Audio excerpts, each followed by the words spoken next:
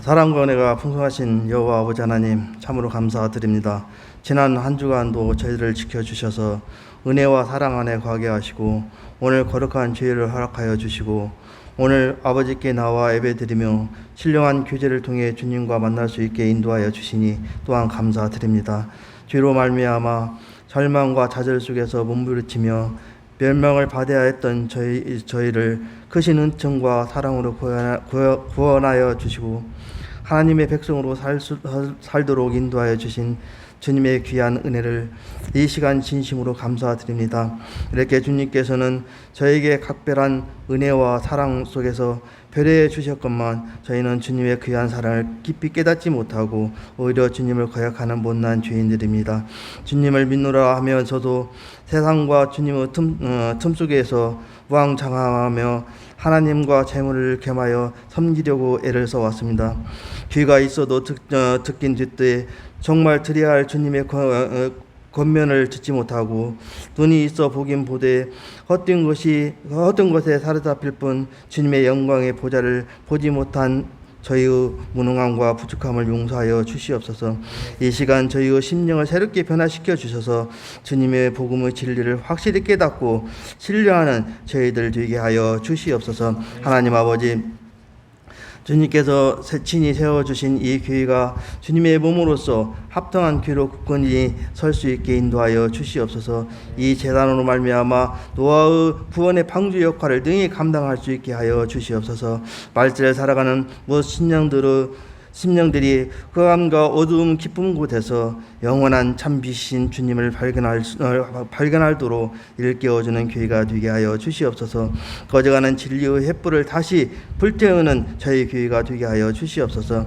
하나님 아버지, 저희 성도들 중에 질병으로 고통받는 자녀들 무엇보다도 주님을 사모하며 갈구하오니 주님의 보혈로 치료하여 주시옵소서.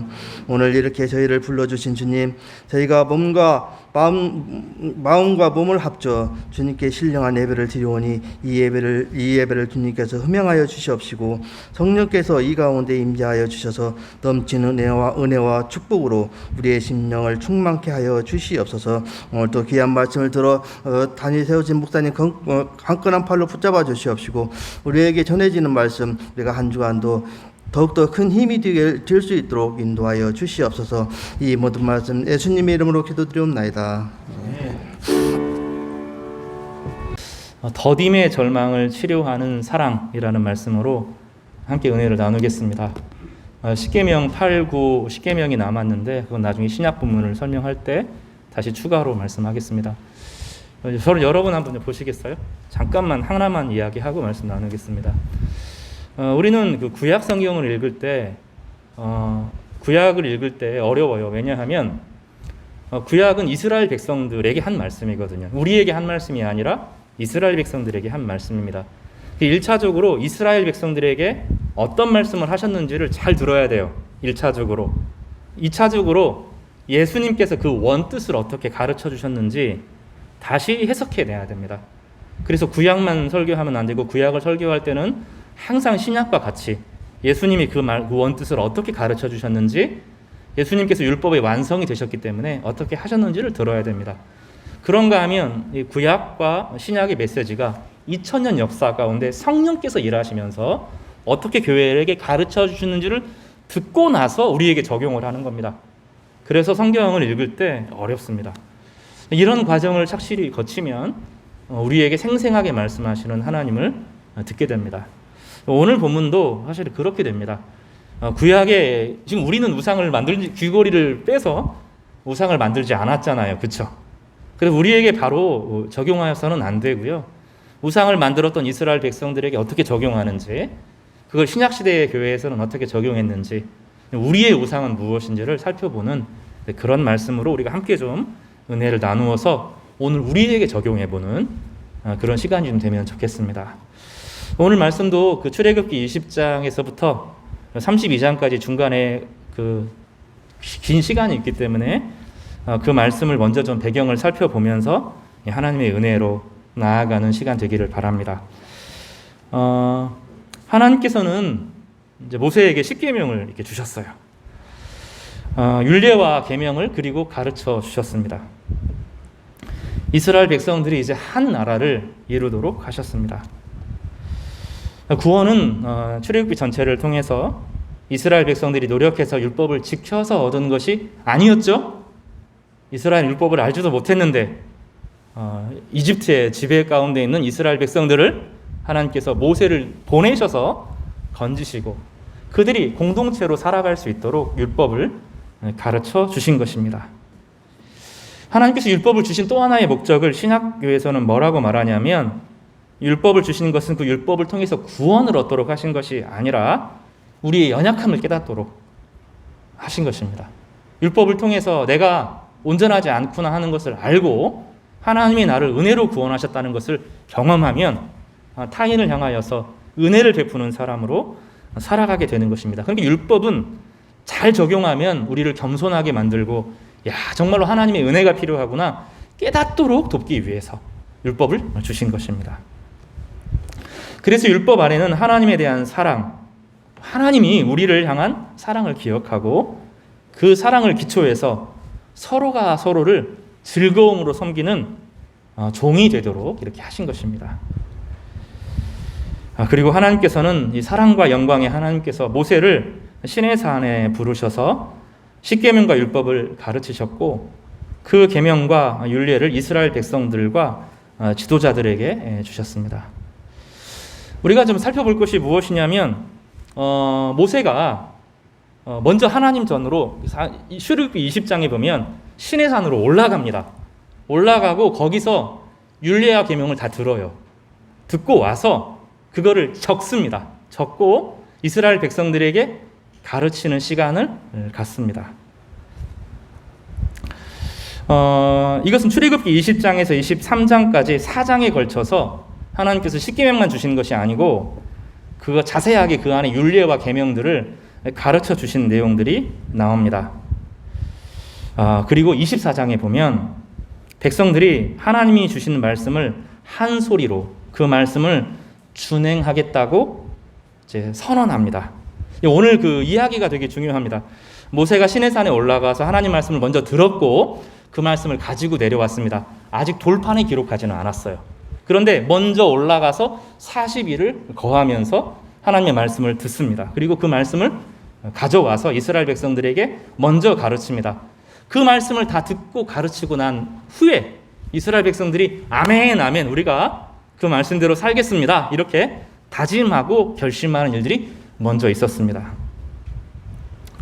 24장에 보면 백성들이 하나님이 주신 말씀의 한 소리로 아멘으로 준행하겠다고 응답합니다.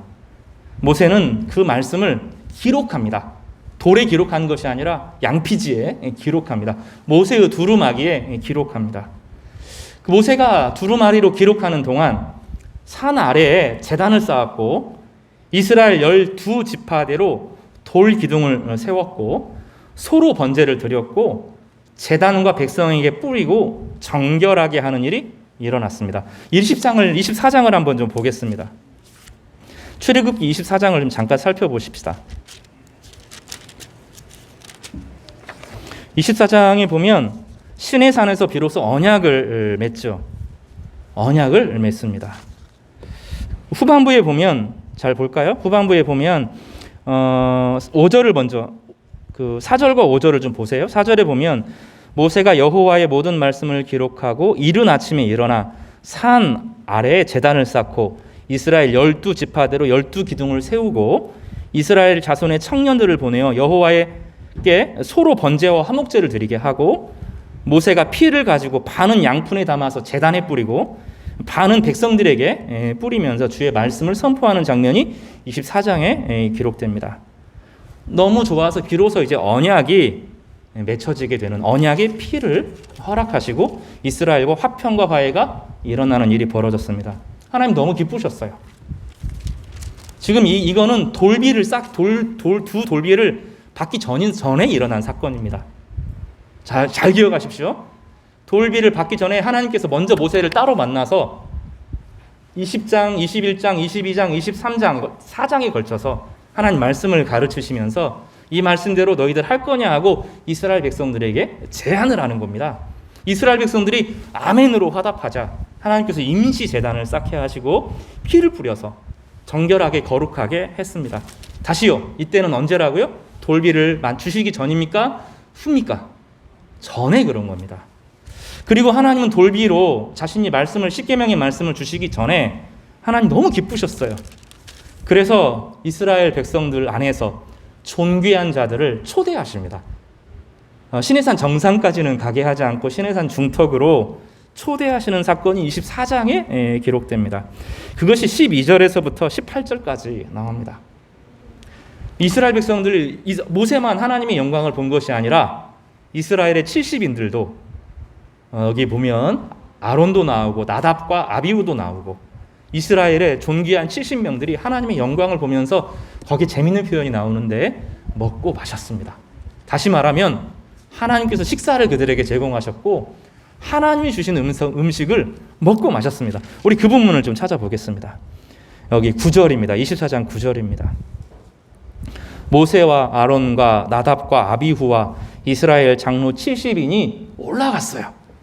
모세와 아론과 이 70인이 올라가서 10절을 보십시오. 이스라엘의 하나님을 보니 그의 발 아래는 청옥같이 편듯하고 하늘같이 청명하더라. 여기 청옥, 청명이란 단어는 하나님과 이스라엘 사이에 막힌 담이 하나도 없이 하나님의 은혜 가운데 거했다. 그런 의미입니다. 하나님과 이스라엘 사이에 막힌 것이 하나도 없었습니다. 그리고 하나님이 이스라엘 자손의 존귀한 자들에게 손을 대지 아니하셨고 언약을 맺기로 했고 그들에게 온전한 제단을 드렸으므로 손을 대지 않았고 하나님을 뵙고 어떻게 했어요? 먹고 마셨습니다. 하나님 베푸신 잔치에 참여하여서 먹고 마시는 엄청난 즐거움을 경험하게 되었던 것입니다. 오늘 본문은 말씀의 선포가 먼저 따라오고요. 그 말씀의 선포에 대한 이스라엘 백성들의 화답, 아멘으로 받는 화답이 나오고 그리고 나서 죄사함의 선포가 나오죠. 죄를 용서해 주겠다 하는 선포가 나오고 죄 용서함을 경험한 사람들을 향하여서 주님께서 문을 활짝 여시고 영원한 하나님 나라의 분깃에 참여하는 위로를 누리게 하셨습니다. 화평함과 친밀함을 누리게 하셨습니다. 구약에 딱 한 번밖에 나오지 않는 하나님과 함께 먹고 마시는 그런 위로와 즐거움을 경험하게 된 것입니다. 자, 이제 모든 언약이 성취가 된 겁니다. 이제 하나님과 이스라엘 백성들 사이에서 영원한 화평의 언약이 맺혀졌고 함께 즐거워하는 그런 아름다운 일이 벌어졌습니다. 예배는 그런 것입니다. 하나님 말씀이 선포되어지고 그 말씀을 아멘으로 화답하고 그 말씀을 듣고 그 말씀을 깨닫고 아멘으로 화답하면 하나님께서 죄의 용서를 선언하시고 선포하시고 더 나아가서 그들을 하나님과 먹고 마시면서 이제 하나님의 천국 잔치를 함께 누릴 수 있도록 베풀어 주시는 것이 구약에서 말하는 예배였고 예수님이 기뻐하시는 예배가 바로 그런 예배였음을 믿으시기를 바랍니다. 오늘 예배에서 그 위로를 드릴 때 하나님 주시는 음료와 음식을 먹으면서 새 힘을 얻게 되는 것입니다. 예배에서 제일 중요한 것은 그래서 하나님의 말씀에 선포가 주어지는 것입니다. 우리 예배가 그런 예배가 되기를 간절히 바랍니다. 말씀을 듣고 아멘으로 화답하십시다. 이 말씀을 듣고 아멘으로 화답하는 것은 내 고집을 꺾는 겁니다. 내가 옳은 것이 아니고 하나님만 옳다. 내가 하나님의 말씀이 선포되면 내 고집을 꺾고 주님의 말씀을 수용하는 것입니다. 그럴 때 하나님은 그들을 초대하셔서 새롭게 만들어주시는 것입니다. 그런 위로가 있기를 바랍니다. 그 일 이후에 벌어지는 놀라운 일, 비극적인 사건이 벌어집니다. 이제 하나님은 모든 것이 준비가 되고 그때 모세를 부르십니다. 그때 모세를 부르시면서 모세가 그때 40일간 하나님과 머뭅니다. 25장, 26장, 27장, 28장, 29장, 30장, 31장, 자그마치 7장입니다. 성경에서 7장 동안 하나님과 모세가 의논합니다. 무엇을 의논하냐면 성막을 짓는 것을 의논합니다.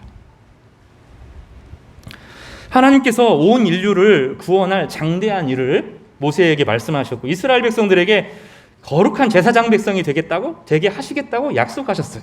그거를 이스라엘 백성들이 아멘으로 화답한 겁니다. 그것은 지금도 동일합니다. 하나님께서 오늘 말씀을 주시고 예수 그리스도를 보내신 것은 우리로 하여금 온 우주를 구원할, 온 지구의 인류들을 구원할 거룩한 제사장 백성으로 삼으시겠다고 하는 겁니다. 우리는 제사장으로 부름받은 겁니다. 제사장으로 부름받은 이스라엘 백성들에게 하나님 멀리 하늘에서 계시지 않고 그들 가운데 친히 거하시겠다고. 하나님은 영광 중에 하늘에 거하시고 하나님 멀리 계신 분이 아니라 그들 가운데 계시겠다고. 그래서 그들 가운데 함께 거하시겠다고. 장막을 하늘에서 이사하셔서 그들과 함께 오시겠다고 이제 모세와 의논한 겁니다. 그래서 하늘에 계신 하나님께서 영광을 낮추셔서 자신의 백성 가운데 거하시겠다고, 장막을 짓겠다고, 성막을 짓겠다고 모세와 의논하는 일이 벌어졌습니다.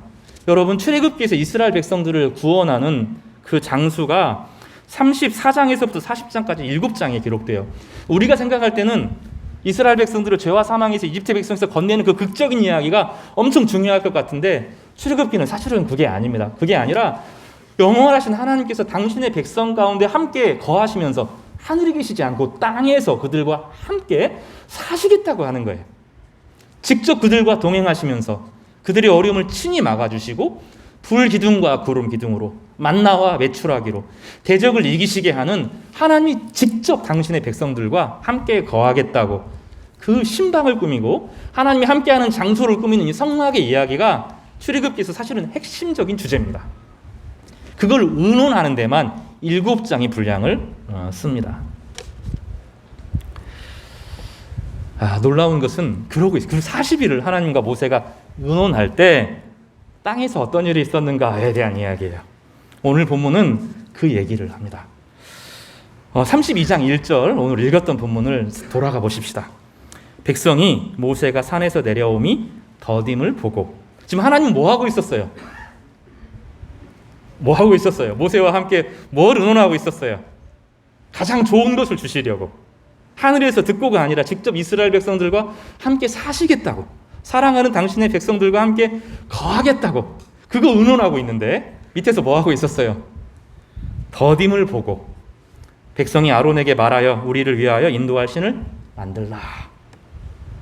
모세는 어떻게 됐는지 모르겠다. 그 얘기가 이루어지고 있습니다.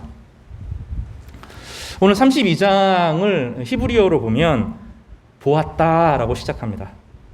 히브리어로는 라하흐라는 단어를 쓰는데요. 하나는 보았다. 누가 봅니까? 주체가 누구? 이스라엘 백성들이 보았다라는 것입니다. 눈으로 보았습니다. 그리고 7절에 보면 7절에 하나님께서 이스라엘 백성들이 문제가 있다.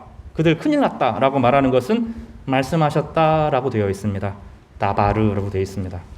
오늘 이야기는 이 라아흐와 다바르의 대결을 보여줍니다. 이스라엘 백성들은 보고 의심했습니다. 하나님은 그들을 향하여 말씀하셨습니다. 언약에 대한 이야기는 하나님께서 말씀하신 것입니다. 하나님의 말씀은 무엇이냐면 뭐였어요? 내가 너희들을 거룩한 제사장 백성 삼겠다. 내가 너희와 함께 하겠다. 내가 장막을 옮겨서 이 임마누엘이 히브리어로 장막을 옮기다라는 것을 헬라어로 바꾸면 임마누엘이 되는데 내가 너희와 함께 하겠다. 내가 너희를 떠나지 않겠다. 너희의 제사장이 되겠다. 너희를 제사장 나라로 삼겠다. 말씀하셨어요. 그렇죠? 하나님은 말씀하셨어요. 근데 이스라엘 백성들은 보았습니다. 뭘 봐요? 모세가 여기 없는 것을 보았습니다. 이 두 가지가 충돌하는 이야기입니다. 그래서 오늘 이 32장을 시작할 때 우리말은 장황하게 돼 있죠. 우리 말은 32장 1절에 보면 백성이 모세가 산에서 내려오미 더딤을 보고라고 되어 있는데 그게 아니에요. 32장 전체를 끌어가는 단어는 보았다입니다. 제일 첫 단어가 보았다로 되어 있습니다. 라하흐 그들은 보았다. 이렇게 딱 보았다. 이스라엘 백성들이 모세가 내려오지 않는 것을 이렇게 되어 있으면서 주제로 보았다라는 것입니다.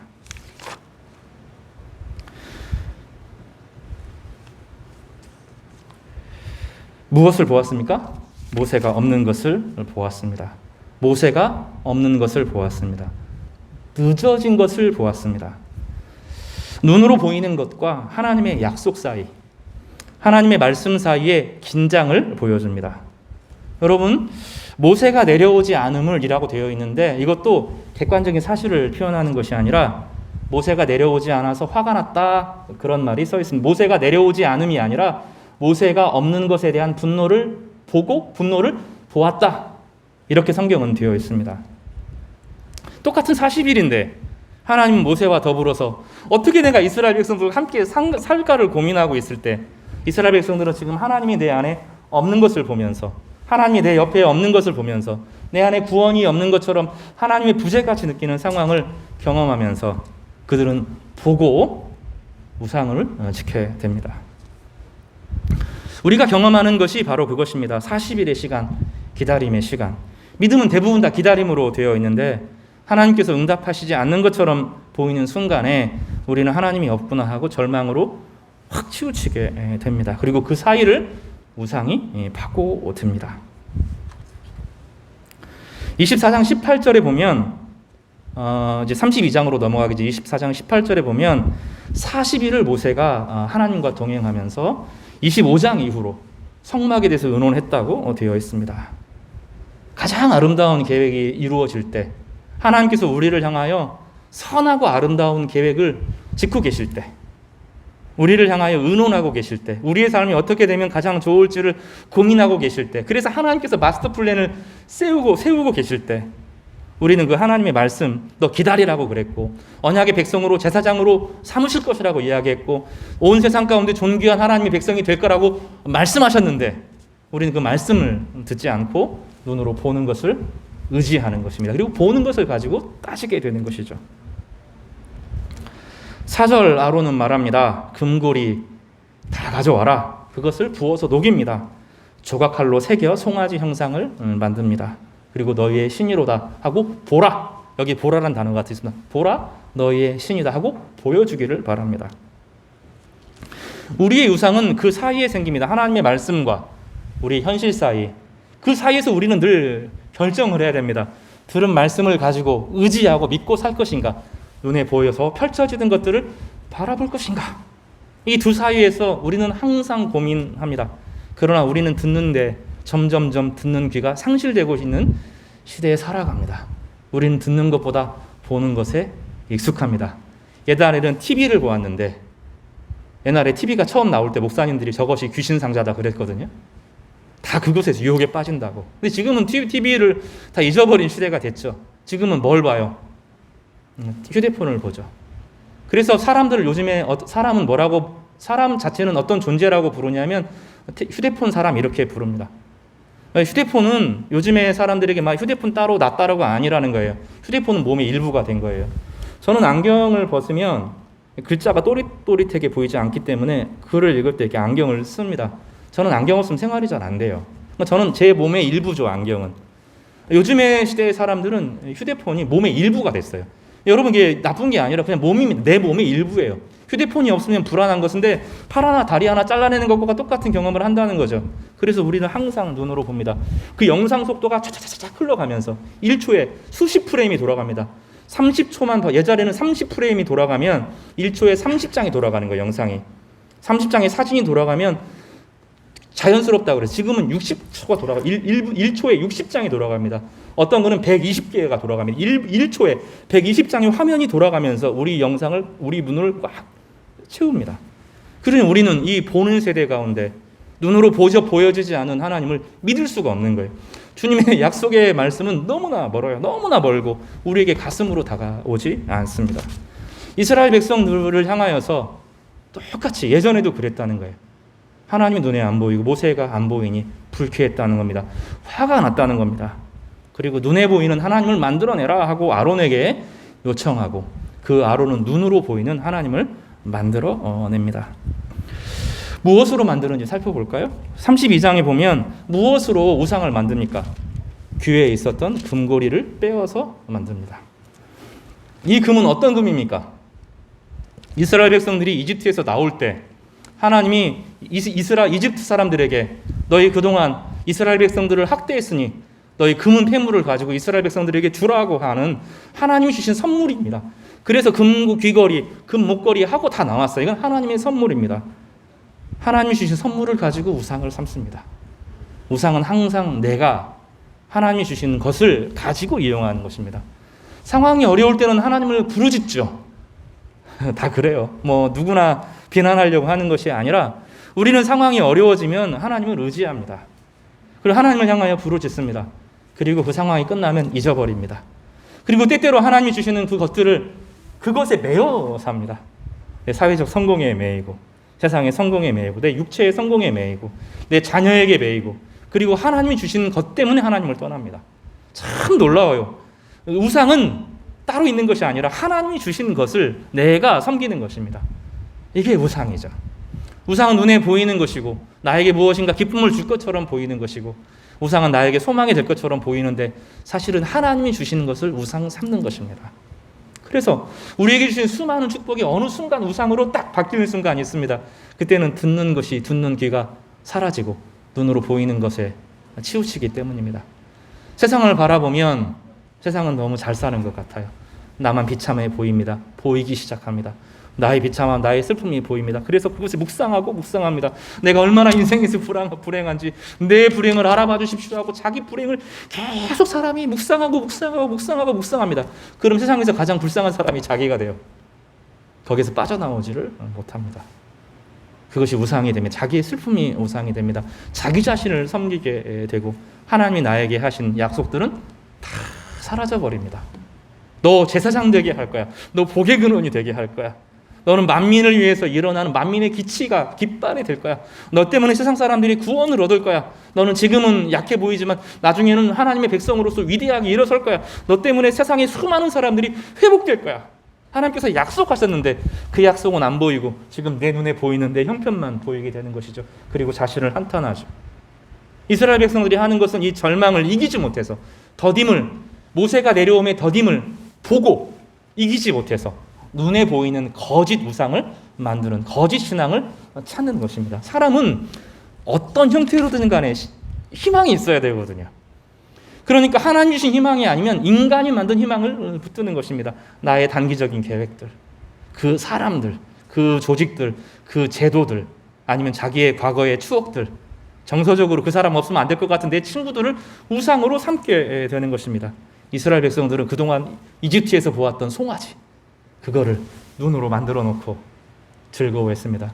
여기 본문에 보면 이스라엘 백성들이 하나님 앞에서 먹고 마시고 즐거워했다라는 표현을 같이 쓰고 있어요. 똑같은 단어를 쓰면서 이스라엘 백성들이 하나님 앞에서 했던 것과 똑같은 즐거움을 우상 앞에서 똑같이 즐거워하고 있습니다.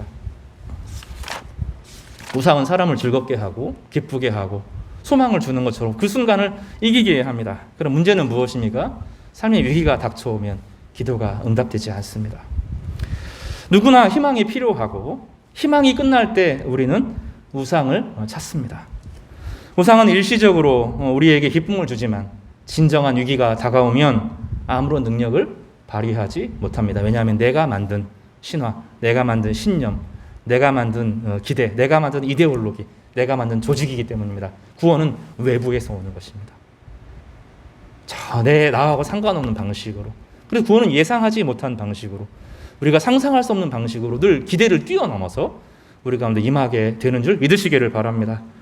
하나님은 보는 신앙에서 말씀하시는 신앙으로 전환하기를 모세에게 요구하십니다. 다시요, 보이지 않는 우리가 절망하는 시간, 우리에게 응답이 없다고 말하는 그 시간, 하나님 뭐 하고 계셨어요? 우리를 위해서 가장 좋은 것을 예비하고 계셨습니다. 그래서 그리스도인들이 훈련받아야 될 가장 첫 번째 거는 기다리는 겁니다. 응답이 안 되는 이 순간은 나쁜 게 아니에요. 하나님의 백성들의 약속이 미루어지는 것은 절대로 나쁜 것이 아닙니다. 그 시간에 가장 좋은 일들이 일어나고 있기 때문입니다. 40일간 이스라엘 백성들은 무엇을 할 수 있었을까요? 모세가 기록했잖아요. 말씀을 가르쳤잖아요.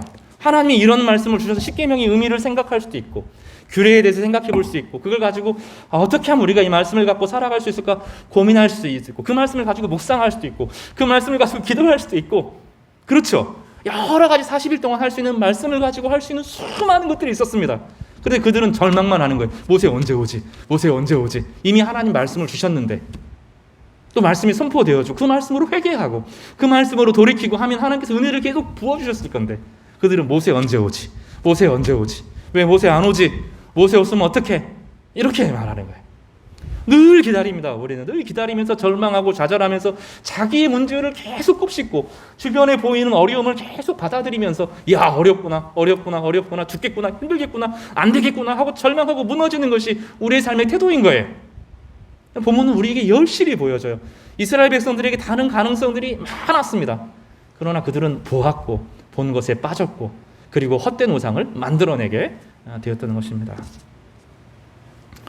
사랑하는 우리 성도 여러분, 보는 것에서 떠나서 하나님 말씀을 의지하는 우리 귀한 성도들 되시기를 주님의 이름으로 축복합니다.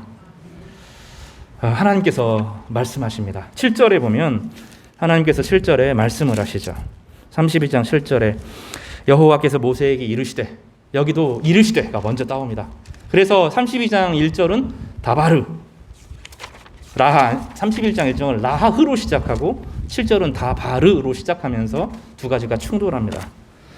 오늘 제 7절 이유가 사실 대단히 재미있습니다. 하나님께서도 보셨대요. 야, 큰일 났다. 너희들 그리고 내가 보니까 하나님도 보십니다. 그들을 보시고 큰일 났다 이야기합니다. 여기서도 보는 것과 말씀과의 충돌이 일어납니다.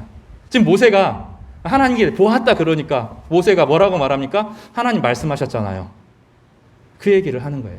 오늘 보면 그리고 그 하나님 말씀, 하나님 눈에 보이는 것, 지금 하나님이 보시는 걸로 보지 말고 하나님이 하신 말씀으로 돌아가십시오 이렇게 말하니까 하나님이 알았다 하고 넘어가요. 오늘 본문의 구조가 그렇게 돼 있어요. 보는 것과 듣는 것 사이에서 보는 거 보니까 하나님께서 이스라엘 백성들이 우상 숭배하고 자기가 만든 선물을 가지고 우상을 만들고 하는 거 보고 내가 죽이겠다 이렇게 하시니까 보았다 이렇게 말하니까 하나님 보지 말고 들으십시오 하고 모세가 말을 합니다. 근데 하나님이 보지 않고 모세의 말을 듣고 그 말을 통해서 그것을 고치시는 내용이 출애굽기 32장의 정말 놀라운 이야기입니다. 하나님의 진단을 볼까요? 세 가지로 진단합니다. 첫 번째로는 썩었다.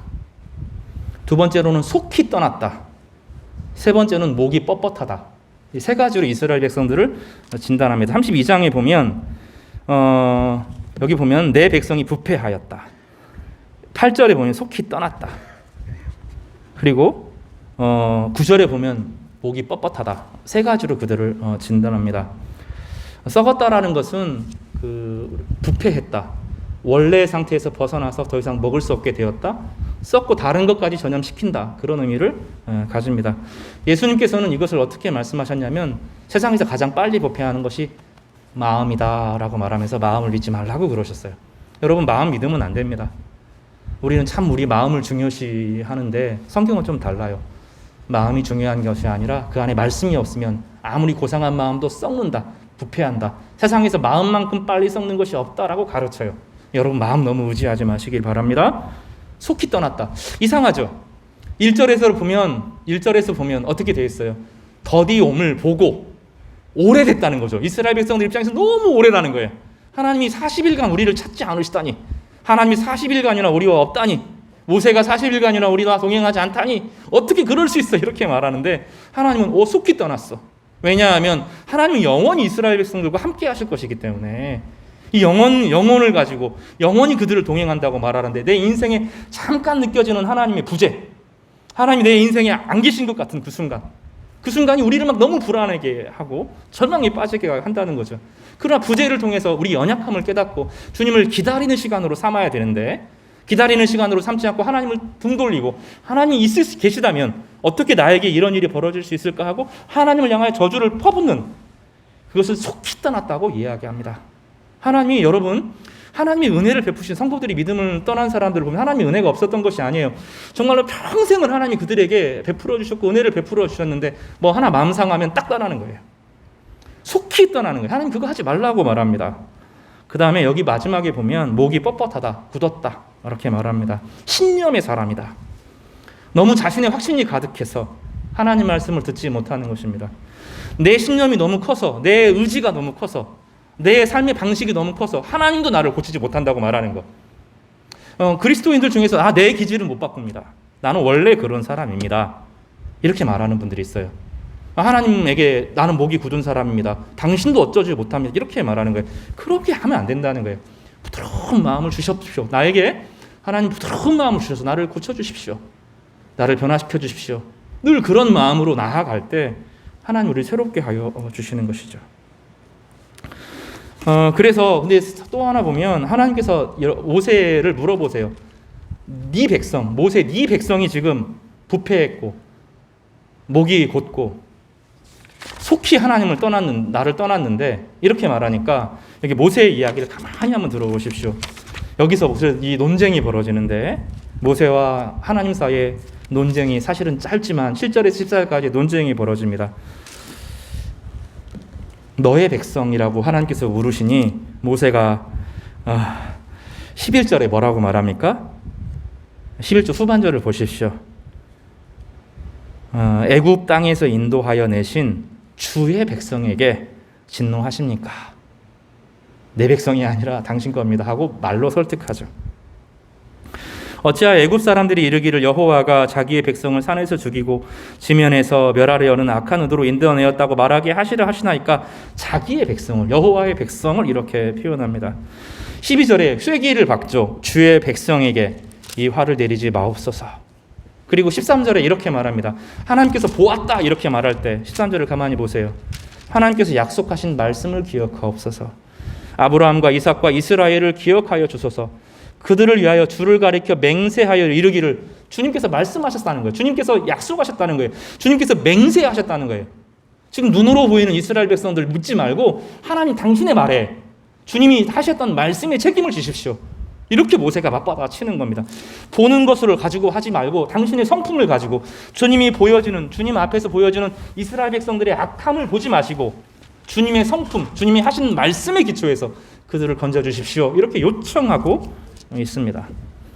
뭐라고 말씀했다는 거예요? 하나님께서 예전에 아브라함에게도 말했고 이스하크에게도 말했고 이스라엘은 이제 야곱을 말하는데 야곱에게도 약속했다는 거예요. 뭐예요? 이게 우리의 말씀입니다. 예수님에게서 나중에 갈라디아에서 이 말씀을 로마서에서 고스란히 받아가지고 오는데 우리가 믿음 안에서 아브라함의 후손이라는 거예요. 그래서 이 말씀이 중요합니다. 뭐라고 말합니까? 같이 한번 후반절을 따라서 읽어보십시오. 같이 시작. 내가 너희의 자손을 하늘의 별처럼 많게 하고 내가 허락한 이 온 땅을 너희의 자손에게 주어 영원한 기업이 되게 하리라 하셨나이다. 주께서 말씀하셨다는 거예요. 우리를 향하여서 하나님께서 눈으로 보실 때 실망하실 때가 있겠죠. 나 자신도 내가 실망하는데 하나님의 기준으로 보면 우리가 얼마나 마음에 들지 않을 때가 있을 것 같아요. 눈으로 자녀들을 보면 어떨 때는 실망하고 우리 가족 안에서 친구들 안에서 실망하면서 눈으로 보는 것들이 있는 거죠. 주님께서 그것을 가지고 평가하시는 것이 아니라 하나님의 약속으로 이끌어 달라고 말하는 거예요. 그래서 모세가 하나님을 향하여서 똑같이 논증하는 겁니다. 이스라엘 백성들이 하나님이 안 계신 것처럼 보고 절망하면서 그렇게 했는데 하나님은 자신이 보는 것을 가지고 평가하시는 분이 아니시고 당신의 성품을 가지고 우리를 건지시는 분이 아니십니까? 이렇게 요청을 하는 거죠. 그러니 여기서 또 놀라운 말이 나와요. 제가 감동을 했던 말씀이 이 말씀인데 32장에 보면 14절 같이 한번 크게 읽어보겠습니다. 시작. 여호와께서 뜻을 돌이키사 말씀하신 화를 그 백성에게 내리지 아니하시니라. 자 보세요. 목이 곧다 그랬죠. 이스라엘 백성들은 목이 곧아요. 신념대로 가요. 자기가 의지한 대로, 자기가 한 말대로, 자기의 신념대로 막 가요. 근데 하나님은 모세의 말을 듣고 어떻게 해요? 돌이키죠. 목이 곧지 않고 설득되죠. 놀랍지 않아요? 이 본문이 정말로 놀라운 본문이에요. 너무너무 큰 본문이에요. 하나님은 우리의 말을 들으시고 모세의 이야기를 들으시고 설득되셔요.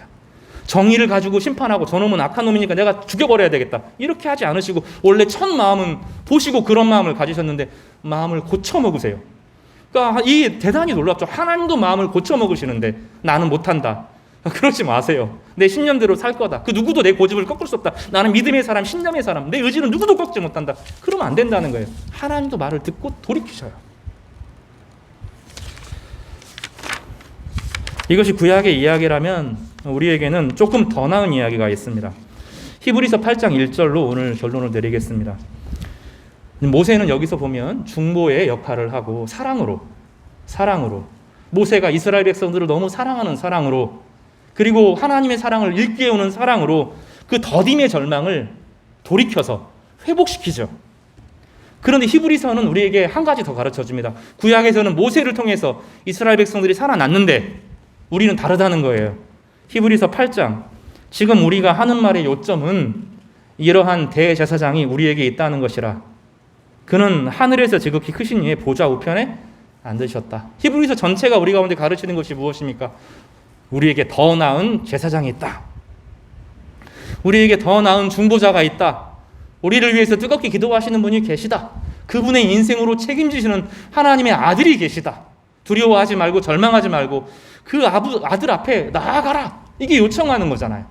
그래서 우리는 이 성경을 읽을 때 모세의 중보적인 이야기를 통해서 와, 모세가 대단히 훌륭하구나. 이것으로 그치지 않고 야, 모세보다 더 큰 예수님이 계셔서 죽지 않는, 모세는 죽었지만 죽지 않는 예수님, 영원히 살아계신 제사장 예수님이 계셔서 우리의 소리를 들으시고 그 소리를 들으시고 하나님 우주 보좌 앞에서 하나님께 말씀하고 계시는구나. 야, 여기 소망이 있구나. 하나님 보는 것으로 그치지 않고 우리를 위해서 대신 보혜사로서 말씀하시는 하나님이 영광이 있구나. 이거를 다 붙드는 거예요.